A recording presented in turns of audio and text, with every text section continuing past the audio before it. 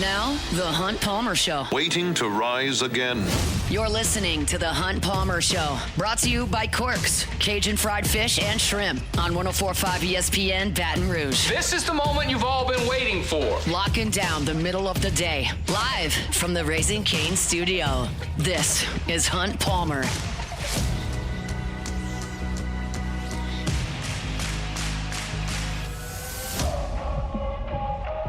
Welcome in. Hunt Palmer coming to you from the Raising Cane studio downtown in the capital city on this Friday. Brought to you by Corks, Cajun fried fish and shrimp. Working towards the weekend. Appreciate you hanging out with us. Hope you're done for the week. If not, we'll get you to the finish line here. Got Jordan Kitchens, Cassie Spazzali back there on the ones and twos. I can't keep up. I'm going to try to keep up. I'm making the effort to keep up. They're getting commitments every 5 minutes, and we're writing about it on LouisianaSports.net and updating the tracker, and I'm going to talk about it here on the air, but it's going fast and furious here. The portal closes at midnight tonight. That doesn't mean no one can be added to the roster after midnight. It means you can't go in anymore. But we're going to talk a lot about the guys that LSU is adding over the course of the next 2 hours. Preston Guy will be here in 15 minutes. We've got a big NFL weekend to get to. I also want to talk a little bit about the Major League Baseball salary cap and floor. We'll do that way towards the end of the show, probably, and take it or leave it. But today is going to be heavy on LSU football with Little Saints sprinkled in. Some really good news for New Orleans as they will have significant representation at the Senior Bowl, and that's been beneficial to New Orleans over the years over in Mobile, so we'll get to some of that. So lots to do. Let's log it in with our opening drive. Welcome to the big league. It's time for Hunt's Opening Drive. Presented by Fabry Chevrolet GMC in St. Francisville. LSU is up to 35 transfer portal additions. You heard that correct, 35. It would flatline stun me if I got off the air at 3 o'clock. Well, more technically, 2:56 this afternoon, and there weren't one or two more added in. But right now, they're at 35. Since I last left you at 2:56 yesterday, LSU has added 5 players to the class. It started with Zach Grace, the Baylor tight end.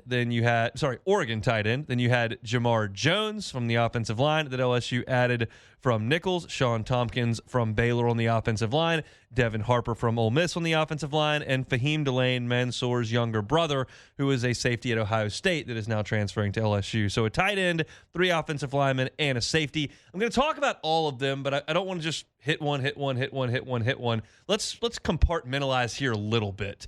And let's go straight to the offensive line, okay? Because y'all, if you've been listening to me, you understand how I feel about the way this has been handled in the portal. I'm ecstatic about what they did at quarterback. I think it was brilliant. I wrote a column about it at LouisianaSports.net this morning. I think it's been incredible.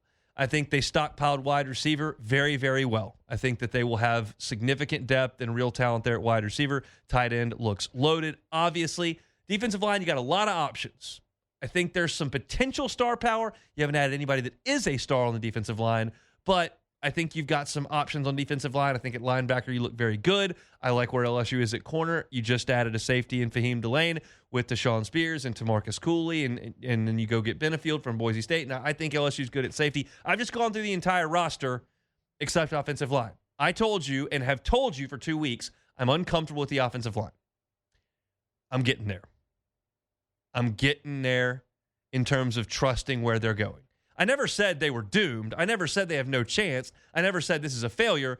I just, as the days were ticking off and the numbers were swelling around the roster and the talent was coming in, it just wasn't an offensive line. I'm just looking at it going, that's still a sore spot. Like, I'm not ready to just jump in full steam ahead, optimism train, compete for the playoff, compete for the SEC, compete for a championship.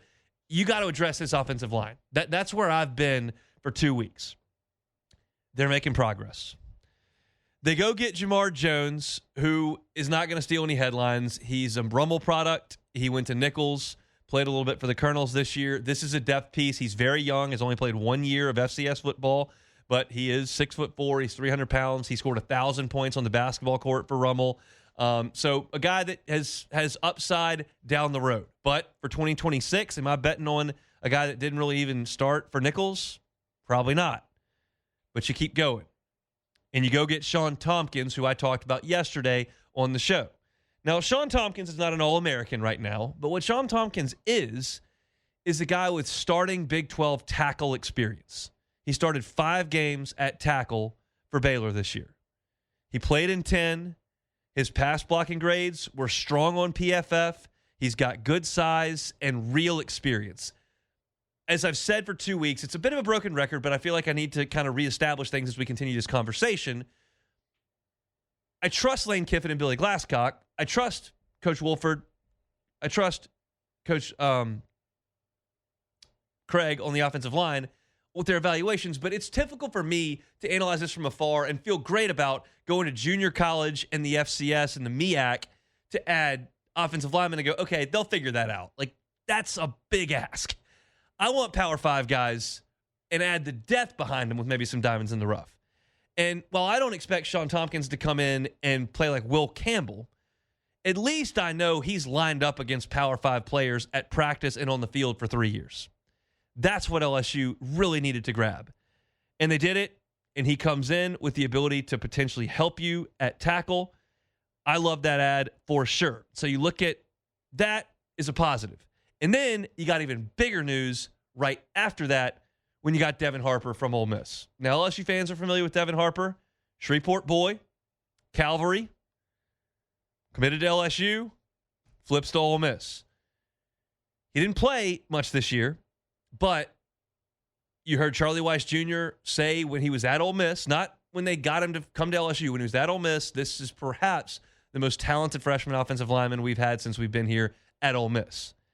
And you look at his measurables, you look at his recruiting rankings, which were very good.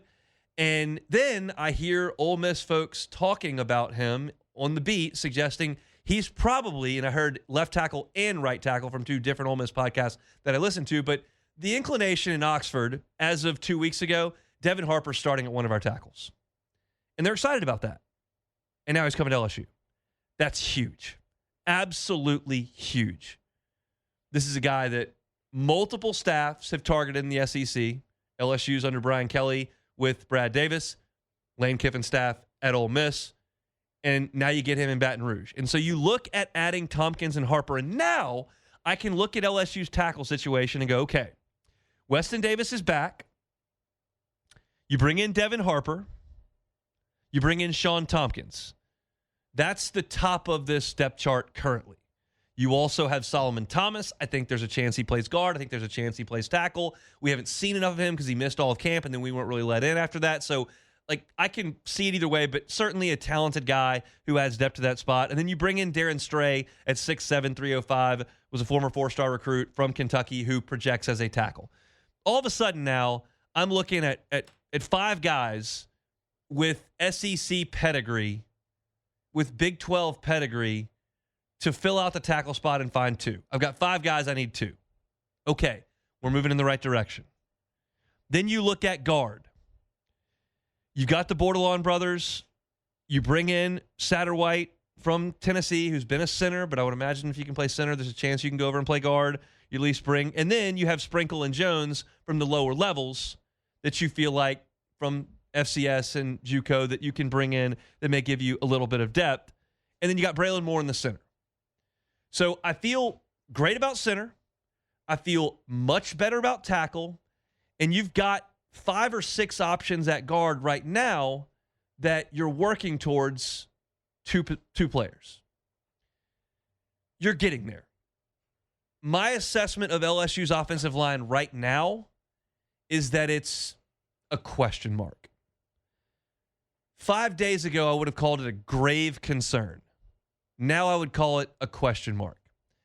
If you can make a couple of things happen over the next week or so, keep in mind, the portal entrant, as I said at the front, closes at midnight tonight, but that doesn't, if you're in the portal, you can still go somewhere. It just means you can't go in anymore. So you've gone from grave concern for me to question mark, and I think that's fair. You can go to strength if you make a couple things happen. Because you can move Devin Harper to guard. Maybe Solomon Thomas becomes the star that we thought he would be when he was a 5-star recruit. Maybe a couple of these players who didn't start on their teams last year, like Satterwhite, like Stray, really blossom. Maybe you found a diamond in the rough in Sprinkle or Jones from the MEAC or JUCO. But you're building towards options. I'm not here to tell you Bryson Martinez is going to jump in there and play. It's certainly possible, but he's a true freshman. Same thing goes with Brian Moret, who came from as an Ole Miss commitment over to LSU. I don't like to count on true freshmen in the transfer portal, but I'm feeling better about it. I think, as I mentioned, I think you've done so well at quarterback. I think running back is deep and strong. I love what you've done at wide receiver. I think the defense has a lot of continuity, and under Blake Baker, you've got some difference makers on that side of the ball, and you may have more coming, which is something we need to be on the lookout for here in the next 24 hours. But the offensive line, we saw it this year. When that falters, it's just very difficult to overcome. And I keep pointing to Miami's defensive line and what they're doing to teams. And if you can't hold at the point of attack, it doesn't matter. You're not going to be able to score points offensively. And I'm not here to tell you this is Will Campbell and Emory Jones and you've got a potential pair of All-Americans on your offensive line, but you're easing my attention for sure. This has been a pretty remarkable go for Lane Kiffin, Billy Glasscock, and his operation over there. I don't know how they do this.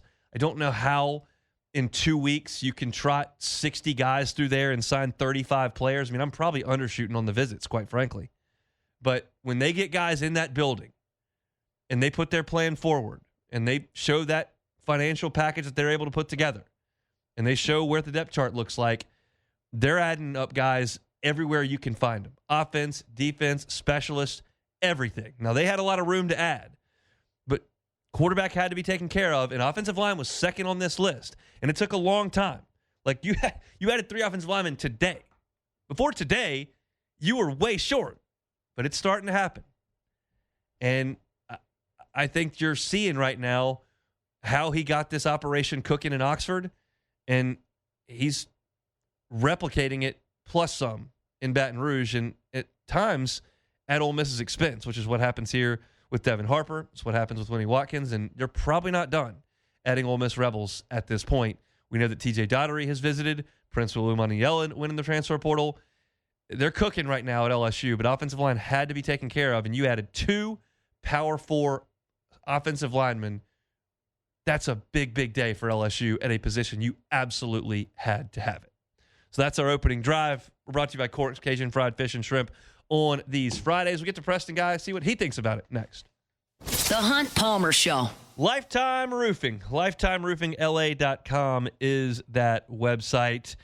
If you're looking for a job and you're interested in working for one of the only legitimate W-2 working companies in terms of the roofing market in the entire state, how about Lifetime Roofing? They offer benefits.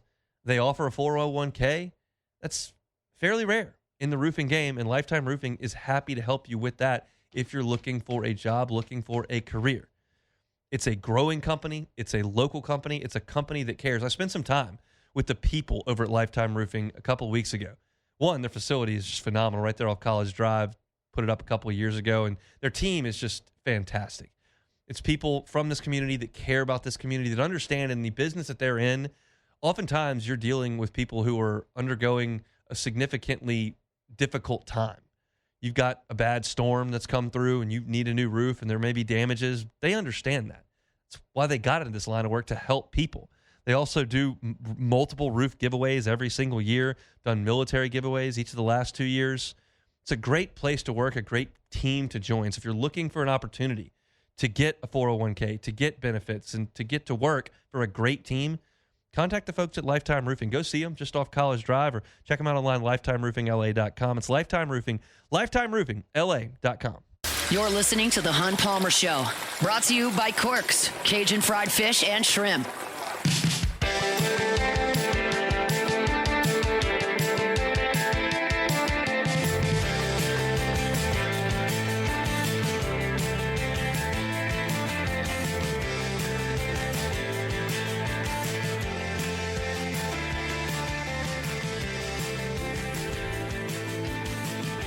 How about a po' boy for lunch? Not too late.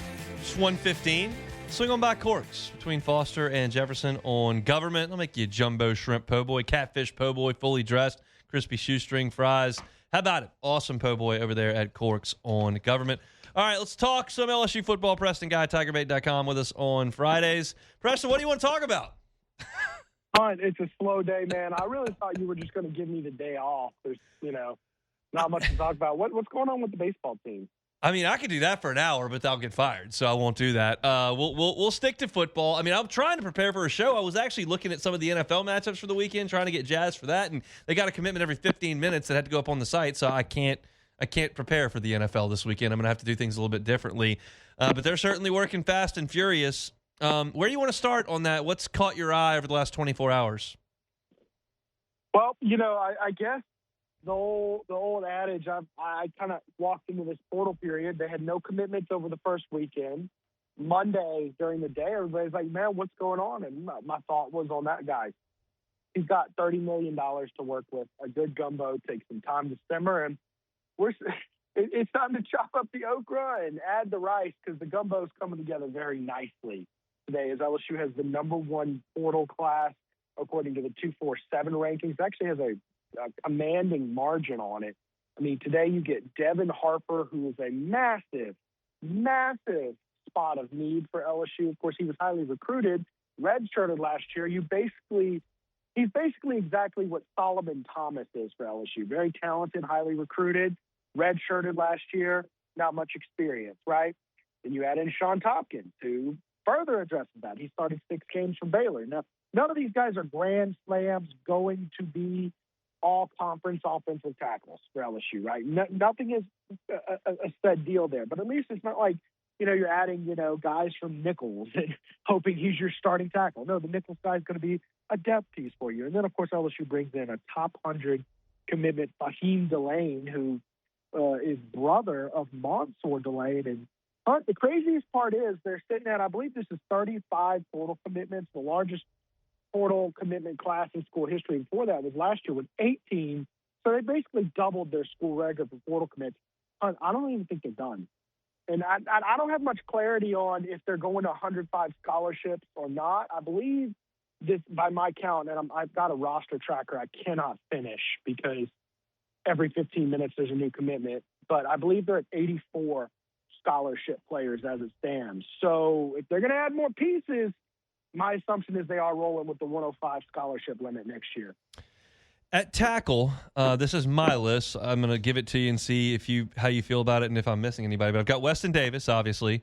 I've got Devin Harper from today. I've got Sean Tompkins from today. I've got Solomon Thomas, who I know could play guard. I'm putting him in the group of could play tackle, whatever. Yeah. And then I've got Darren Stray from Kentucky, who's 6'7", 305. Looks like a tackle to me. That is a total of 5 guys. How do you feel about that group right now? Yeah, Promise in that group. And by the way, I'll throw Harper in there as well. Harper was recruited as an interior offensive lineman. Sure. A lot of could be great. Not one will be great. Does that make sense to you? I think there's a lot of reason you can believe a lot of these guys will perform well. Hopefully with a new system, new coach, all that. You're in a better spot. But, it's not like you're bringing in, who's the kid from Colorado, Jordan Seaton, right? Now, if he comes, that's all right, well, you've got an all-conference left tackle day one, right? So there's just tiers to how good you feel. I think there's 4 of those guys at least could convince me, okay, next year you'll be in a good spot because this guy's okay. But are they going out there and dominating the best defensive ends in the country? I don't know. I don't know. I still think the offensive line is in an acceptable spot currently. I think they need let's put it like this. If they add 2 bona fide all-SEC caliber starting linemen, I think they're officially in a good spot on offensive line and every other spot on the roster as well. That was obviously follow-up. Like, is there another spot that you're a little bit concerned about on the roster at this point, or is it just all your focus on the offensive line? At this point, you're not looking at any glaring holes on your roster at all, okay? You're looking at, you can use a little fortification here. Linebacker, which started as like the strongest position group going into the portal period because you're bringing back 7 players at linebacker, and all 7 have shown promise, by the way. I mean, even guys like Keelan Moses, right, as a true freshman, look really sharp out there. There's a lot of reason to like him. You're bringing back the best linebacker in the country, Whit Week, and that you just didn't bring in a single portal commitment or high school player. It's just the 7 returning guys. C.J. Ross is a guy you like a lot. So, yes, Davin Keys, who started when Wes Weeks was out. But that is a spot where I would keep an eye out. Of course, Ole Miss has the linebacker there with 174 tackles. What's his name? T.J. Dottinger. T.J. Daughtery. That's Daughtery. Sorry about dude. There's so many. Oh, you can't keep up with the names. I tell when I do a hit on the radio, I tell the host beforehand, like, you're gonna have to help me with names. There are so many visitors and so many commitments. I know who they are if you give me a hint, but like, right. I can't just rattle them off. It just can't be done. Well, and I'm on the phone here, and I don't have my list in front of me, actually. I just kind of go off the top of my head here. But anyways, that would be a massive pickup to address that. You're talking about a senior player with almost 200 tackles. He was a core part of the Ole Miss defense last year. That would be massive to addressing that. So, yeah, I mean, there's a couple spots like that. I was thinking maybe safety, but then they bring in Fahim Delay, and it's like, well, they might be good at safety too. So corner, I could see wanting to add an experienced nickel back there. But you're at the point where you're like, let's go get the best available player. Let's improve, and we'll see where we go from there. Do you think either Tamarcus Cooley or the safety from Boise State, Benefield, or Delane could kick down and play in the nickel or that star role? Obviously, I'm leaving Deshaun Spears in the back end in that scenario, but you've now got enough players there that it feels like if you needed to move somebody down, you probably could. I think Benefield screams star to me. Now, I have not interviewed Blake Baker and said, hey, what do you want to use him at? I'm just watching the tape. I'm like, yeah, that looks like a star linebacker, star DB, star hybrid, whatever you call it, if I've ever seen one, right? I don't know if he's a nickelback, because nickelback you have to do a lot of man inside coverage, and I just don't think he's that type of player. So I don't know if I have too many candidates for that nickel role, but there's a lot of guys I'm looking at. Like, yeah, and Fahim Delane, he only had 7 tackles for Ohio State last year. He is a big physical safety.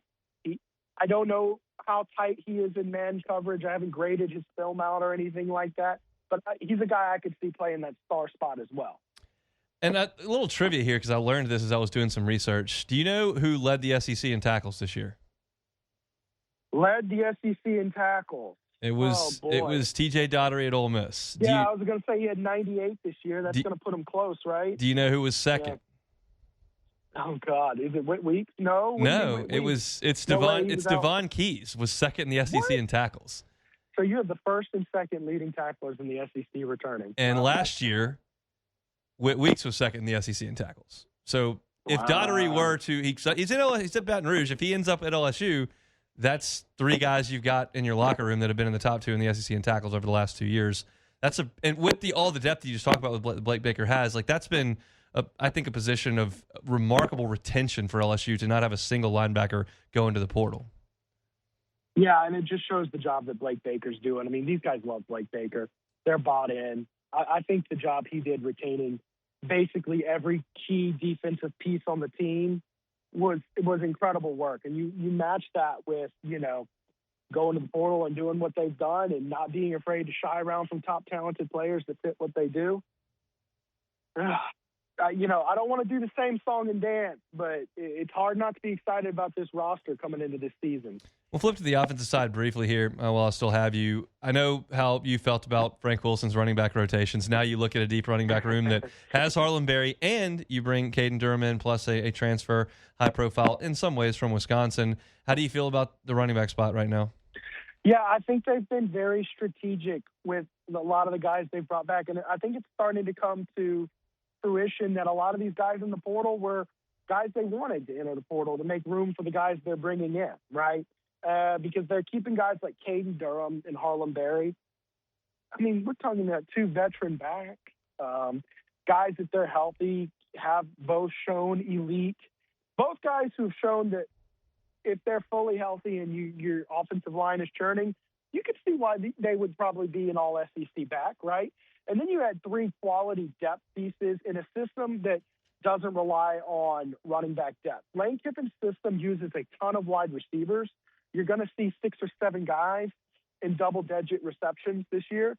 But if you look at Kevin Smith's running back rotation, he finds his best running back, and he keeps him on the field until there's a reason to take him off. I mean, T1 Lacey was an absolute bell cow for Ole Miss this year. And Logan Diggs is their number 2, had 25 carries. Now, I do think Caden Durham's going to take more than 25 carries, but I think those two guys are going to get 90+% of the carries. And then the other guys, especially the kid out of Wisconsin, Dylan Jones, I believe his name is. Correct. We're talking about names. Yeah, look at me. Nailed it. I was like, James or Jones? Jones, got it. He's a physical back, right? He didn't have a ton of high yards per carry. He was in the 3s yards per carry, but he is a big, tough, physical, gritty runner. So I'm literally just looking at his film and saying he may be used situationally in goal line because I don't think neither Durham or Harlan Berry are great goal line choices. So, yeah, running back, they look pretty good in my opinion. It's a lot to get to. We'll try to knock it all out. You can find it over at tigerbait.com. Appreciate Preston for showing up here on Fridays. Thanks, man. All right, Hunt. See you soon. Preston Guy with Tiger Bait. Usually at 1:30 on Fridays, we talk a little bit of NFL. There's too much LSU to talk to, so we're going to stick with the Tigers when we come back. The Hunt Palmer Show. First American Bank and Trust. First American Bank and Trust. If you're looking for a commercial loan, First American Bank and Trust. Looking for a residential loan, First American Bank and Trust. Why? Well, because First American Bank and Trust was started here in Southeast Louisiana 116 years ago. 116 years ago. Still here and growing. 25 locations throughout Southeast Louisiana. So no matter where you are in our part of the state, you can find a First American Bank and Trust. And every decision that they make is made locally. So when you're applying for that commercial loan, you're looking for that residential loan to purchase that house you're looking for, you know that you're not dealing with some call center in Seattle or not dealing with decision makers up in New York. You're dealing with people inside your community. That's the feel that they want to provide and that they do provide at First American Bank and Trust. And if you think, well, that sounds kind of like mom and pop shop, like, can you really help me with the needs that I have as a business that needs a loan? Absolutely. That's what you get with 25 locations throughout Southeast Louisiana. So walk into one today. Meet somebody behind the counter that you go to church with, that you play golf with, that your kids go to the same school. That's what you get, my friends, at First American Bank and Trust. This is the Hunt Palmer Show. Brought to you by Quirks, Cajun fried fish and shrimp.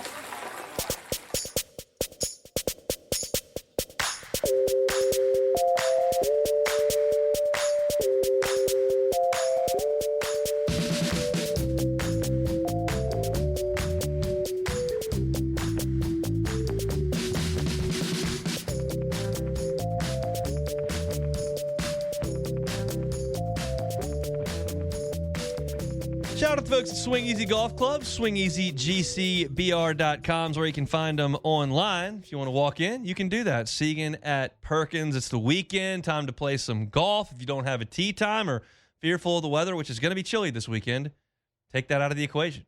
Go to Swing Easy Golf Club. Tee it up with your friends. You can play Bethpage Black, where they played the Ryder Cup. You can play Pebble Beach, where they play the U.S. Open. Cypress Point, you can play that as well. TPC Sawgrass, where I teed it up at Swing Easy Golf Club last Saturday.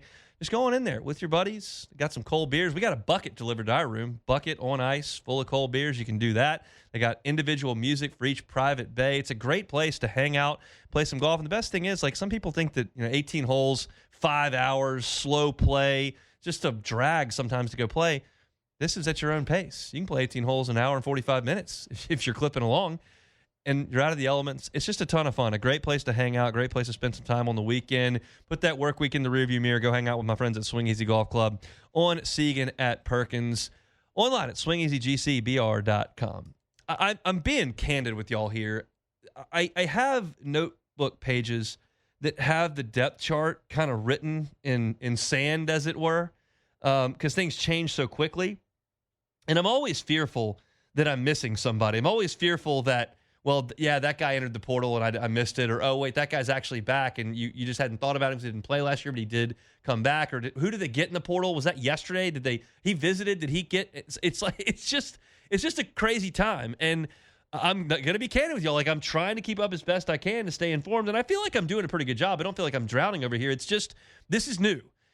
Adding 35 players in a week and a half is new. So I think y'all are probably trying to keep up as best you can. I'm certainly trying to keep up as best as I can, and I continue to kind of look at different positions. And something piqued my interest there in that conversation with Preston, just talking about the secondary. We obviously feel great in Baton Rouge about what the coaching staff provides in the secondary. Corey Raymond is as good as they come over there at the corners, and Jake Olson has really taken strides with the safeties. Now, it helps to go get A.J. Halsey. Like, that helps, but that's part of the gig. It helps to go get Derek Stingley and Christian Fulton and Tre'Davious White and Greedy Williams and all the great players that Corey Raymond got at corner while he was here the first time. And it helps to go get DJ Pickett this time and to develop PJ Woodland. And so I'm looking at the secondary right now, and I kind of see it this way. We'll start at corner where you start with Pickett and Woodland. And they haven't really taken a big swing at cornerback in the portal. Jakeem Jackson's back. He actually played a little bit late in the season. He was a 4-star recruit, signed at Florida. He's been in college now for 4 years. And that's 3 years, sorry. This will be his 4th year coming up. And that's a guy that Corey's always liked with his size, but it's not a guy that played a lot in September and October. So maybe he's developing, but that's kind of third up. And then you've got Aiden Anding, who was in last year's class as a freshman, who was the top cornerback in the state of Louisiana that they brought in last year's class. On the high end of this freshman class that's coming in now, you've got Haven Finney from out in the state of California. Now, Haven Finney is a reclassification, so he's very young. He's going to be a very young player on this team. It's not a position that's loaded with depth for LSU. Like, you really feel good about Pickett and Woodland. And then after that, it's like, okay, I think Aiden Anding is a guy that's got some potential. I think Haven Finney is very young, but has got some potential. Jakeem Jackson is now a veteran in college going into his 4th year. So if you put him out on the field, like, you know where he's going to be. But I don't know that it's quite as high end beyond Pickett and Woodland as you might like at LSU. I keep thinking about some like the best secondaries that they've had. And I think about the 11 secondary that you had out on the corner. You had Mo Claiborne, who was a star. Daryl Simon, who was a star and an NFL draft pick. Then you had Tyron, obviously, that you slid down there. And then you had Ron Brooks right there after him, who played in the NFL for, 6 years? Like, that's the kind of depth that you stacked right behind him. And, I don't know that Aiden Anding's not going to play in the NFL for 6 years. He might, but that's the thing you kind of learn as time goes on. I think about 2019 secondary that had, obviously, Fulton and Stingley on the outside as your kind of top 2 dudes. But, right behind them, you had some real players. I think about I'm thinking about the kid from Houston who was Kerry Vincent, who was a good player for LSU right behind him, but he wasn't one of your top 2 guys, and he was a veteran. And I'm looking at the depth on this LSU secondary spot, and I'm only rattling off 5 guys that I feel like you could rush to the field. I just assumed that there would be the next Mansour Delane, not a Thorpe Award finalist, not a first-team All-American, but that's the top corner in the portal. Corey will get that guy. It's an aggressive assumption, probably one that's too aggressive. I realize that Corey can't just snap his fingers and produce a Thorpe winner like that. Sometimes we feel that way, but it's too aggressive. But I just when the portal opened, I assumed somebody from Florida State or UCLA or Kansas State or Texas Tech, somebody would pop in the portal and all the national guys go, oh, he was first team all league. That's the best corner in the portal. And that he would show up in Baton Rouge. And that's just, they've hit every other position kind of like that, but not corner as much. I realize they got Pickett and Woodland, and I feel great about that, but they're not quite as deep at corner as you might think. At safety, they are. Safety, they go for a day and a half. Just on guys that return, you've got Spears, you've got Cooley, Jace Thomas, CJ Jim Coyley. You got a lot of dudes that are coming back at safety. And then you go in and add Benefield from Boise, who was insanely productive. I'm not talking about style of play here, but I am talking about just sheer productivity. Benefield's stat line, not body type, not playing style exactly, but you just look at the stat sheet. Benefield kind of reminds me of Halsey in that way. Now, I think Halsey is probably a little bit more draftable at this point, and the stat sheet was a little bit better, but Benefield just makes a ton of tackles. He does play the ball and make some interceptions. That's the kind of guy that I think you're adding at that spot. And then you're continuing to dip in, and you go get Delane, who was a top 75 recruit, a 4-star who went to Ohio State. And you know the pedigree. you know the bloodline, and I'm not asking him to come in and be exactly like Mansour day one, but all of a sudden I start to look at safety and I have that lack of depth at corner, and I'm going, okay, well, I've got Cooley, who you know what his role can be, and Spears can play at the deep. He played the dime this year, and he was great. I tweeted this 4 times during the season, not even the Florida game. I think Deshaun Spears is pretty good. They just didn't have a place to put him except the dime. You're not going to take Halsey off the field. Would I have been stunned if they took Cooley off the field and played Spears? Probably not. But I heard the morning show guys talk about Cooley all year and how hard he played and how hard-nosed he was and how he was tackling guys and giving all this effort. And that's what you want. Especially you think about this portal era and you're thinking maybe some guys don't want to give their all because they're just here for the check and now it's almost draft time and I don't want to get hurt and my checks are clearing. And that just wasn't the case for Cooley. So, those two guys for sure. And Delane and Benefield, I feel are probably ready to start now. I know for a fact the staff loves CJ Jim Coley. Now, you could play him down at star. We saw him working at star. You could play Spears at star. You could play Benefield at star. You could play a lot of different guys at star. I don't know that any of them have the same skill set Harold Perkins did, but I think that you could point to them and suggest they've got a little bit more juice than Jordan Gilbert, who played the star. So that's where the secondary options kind of kick into gear.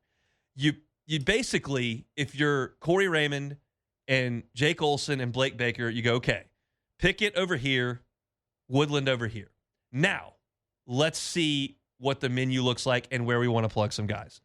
Spears, versatility. Cooley, versatility. Benefield, versatility. I haven't seen enough of Delane. Benefield played a lot at Boise. You can turn the tape on and watch Benefield and see what he does. Delane did not. You just go off his measurables and his recruiting tape. So that's a little different, but it feels like those guys. And I heard Frank Wilson, who obviously is not here anymore, but he's on the coaching staff. He's at practice every day. Just absolutely laud Jace Thomas as a guy that they really think is a good player.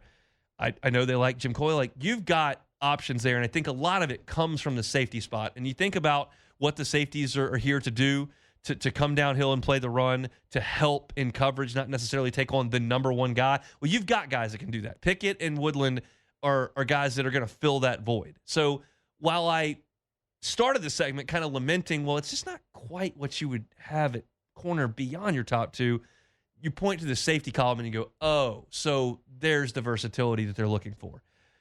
It's depth that they've created. They've gotten the top-end guys, but a lot of what they've added is just a lot of options. And that's what happens when you bring in 35 guys. It's going to bump up next to 40 portal ads by the time this is done. And you just create depth.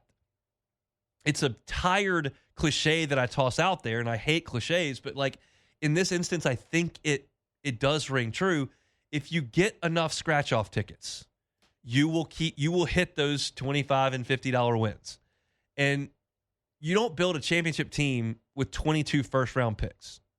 That'd be nice. 2001 Miami tried. 2019 LSU tried. But you do it with just a lot of really good players, and then your stars emerge.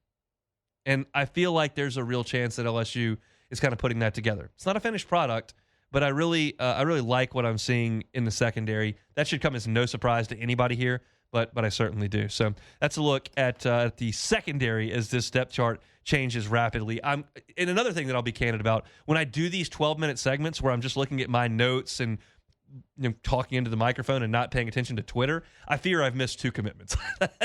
I feel like as I take my eye off the ball for 12 minutes to talk to you about the secondary, well, who committed now? So I'll jump back in during the commercial break and see if something happened.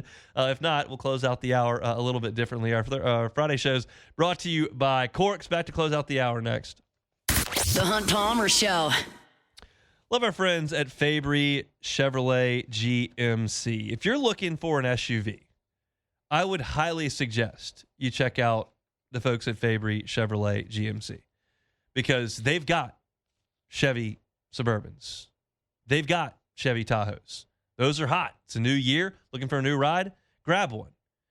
GMC, they got Denali's right there in St. Francisville on Highway 61.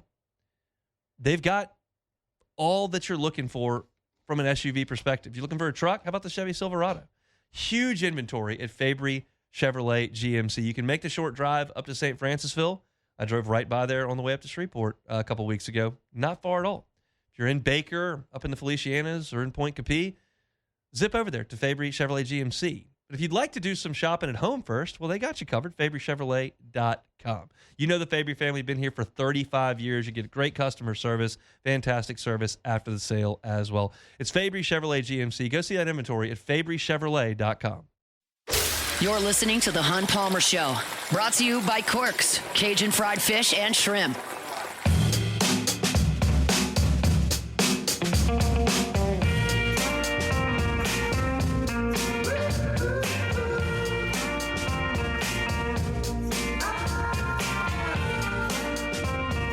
Love our friends over at Corks Cajun fried fish and shrimp, delicious jumbo Gulf shrimp, crispy shoestring fries, clean crispy fried catfish as well. They got your honey butter rolls, beignet bites, crawfish etouffee. It's all great over there at Corks. Go by and see them on Government Street for lunch today. If you want to feed a big crew, they can do that as well. Love to do catering over there at Corks.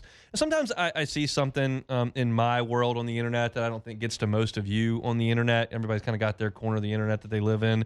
And this is not a Chicago Cubs segment. This is an LSU segment. Just something to be really proud of with one of your own here from Baton Rouge. Technically from Albuquerque, but Baton Rouge as well with Alex Bregman. Y'all know that Alex Bregman signed with the Cubs earlier this week, and you've heard stories about him in his major league career and some of the things that he's done for his teammates. And I just found this soundbite from Cubs President of Baseball Operations Jed Hoyer at the Alex Bregman press conference yesterday to just be so enlightening and just a reflection of the kind of teammate and pro that Alex Bregman has become as a veteran. You know that he picked the number 3 in Chicago because he wants a 3rd World Series championship. That's what he's motivated by. And he hit the ground running once he signed that contract, a monster deal, 5 years, $175 million. But listen to the way the Cubs president of baseball operations talks about Alex Bregman and the way that he conducted himself immediately after signing this monster deal, which will he's already set up for life, but will be the last monster deal that he signs. Not about the money. He's ready to get the ground and start winning. You know, Alex is going to be humble on this, but we didn't ask him to do this. And I think within 2 days of signing, he had asked for reports on every player and, you know, and what they're working on to make sure that he was talking about the right things with those players. He asked for a meeting with all of the minor league staff that's in Arizona to talk through our hitting philosophy, make sure he was talking about the right things. He had already called almost all of our players to talk to him. So these are the things that he's already talked about. And actually another thing, he came to my office yesterday and he said, "Hey, I hope you're okay. I committed to the WBC, you know, to play in May. I hope you're okay with that." And I was like, "Sure, of course." And he's like, "Don't worry, I'll come in the morning before we have workouts and make sure I'm with the guys." And so it isn't just it's in 4 or 5 days he's been a Cub. Like there's already been countless examples of things he's working on that no one's asked him to do, but that's how he thinks about his role. It's not just about getting his workouts in, it's about making sure he's integrated with the entire team. I just thought it was a cool anecdote that he's called the whole team.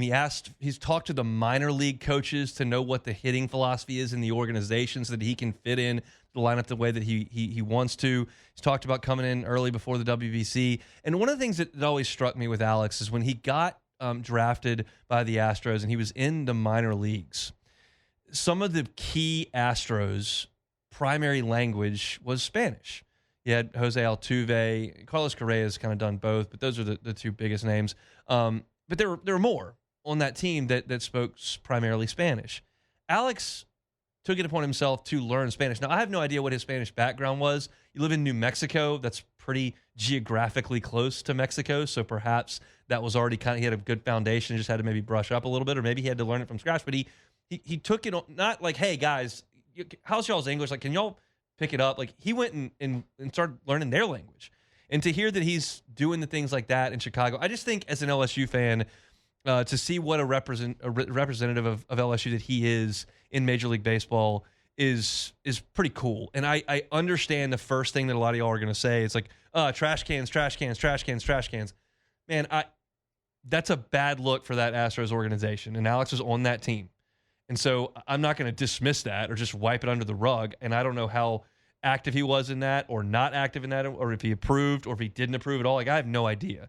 But I know that some of the things that he does as a teammate and the way that he conducts himself in the professional ranks is really awesome. And there are a lot of stories in sports that are controversial and negative and have negative feelings toward them and all those kinds of things. And I get that. So whenever there's something that's positive, especially when it's got a local angle to it, like Alex Bregman does here at LSU, where he's a great ambassador for the school, like, that's a cool thing to highlight. And I heard that Jed Hoyer soundbite yesterday, and I went, that's a guy who he wants to win. He does things the right way, and that's a great thing for LSU. So I wanted to close the hour out. It's been 45 minutes straight, portal, and we're not done talking about the transfer portal. We're going to get into it in the second hour. Got some Saints to talk about, as well as New Orleans has some cool news coming out of Mobile. I got a text message of one of Marlar's graphics that he does when we get a transfer portal commit. And I saw it and went, okay, who do I have to research and talk about on the fly now? And he made a graphic with Tom Brady on it. LSU did not get Tom Brady out of the transfer portal. They did not. Tom's got some other things going on. He's doing some television, and I think he owns part of the Raiders. So not coming to LSU to play college football, but that did scare me, because I told you in the last segment, I was like, well, let's go see who they got now. And they haven't gotten anybody, to my knowledge. Now, they could have in the last 5 minutes, because I've been off Twitter. But we will get into some portal stuff in the second hour. We'll also talk a little Saints. If you want portal talk, you can go catch us on demand. Hunt on LSU. Just type in Hunt on LSU wherever you find your podcasts or on YouTube. Do that. You'll find all of our talk on transfer portal. We talked about the new additions, 5 of them since I left you at 3 o'clock yesterday. 3 on the offensive line. I think it's a huge deal. I talked about that. So you can catch that on demand. You can catch our whole show at the Hunt Palmer Show on YouTube or wherever you find your sound. We'll take a time out for national headlines. Come back and talk a little Saints. Big news from the Senior Bowl. And we'll do some more portal talk. The Hunt Palmer Show. That was early. Marucci. What a gem in Baton Rouge Marucci is. It truly was a labor of love 22 years ago, and now it's the official bat of Major League Baseball. I mean, seriously. Backyard Shed, 2004, Baton Rouge leading it. Let's make a bat. Made a bat. Made some more bats.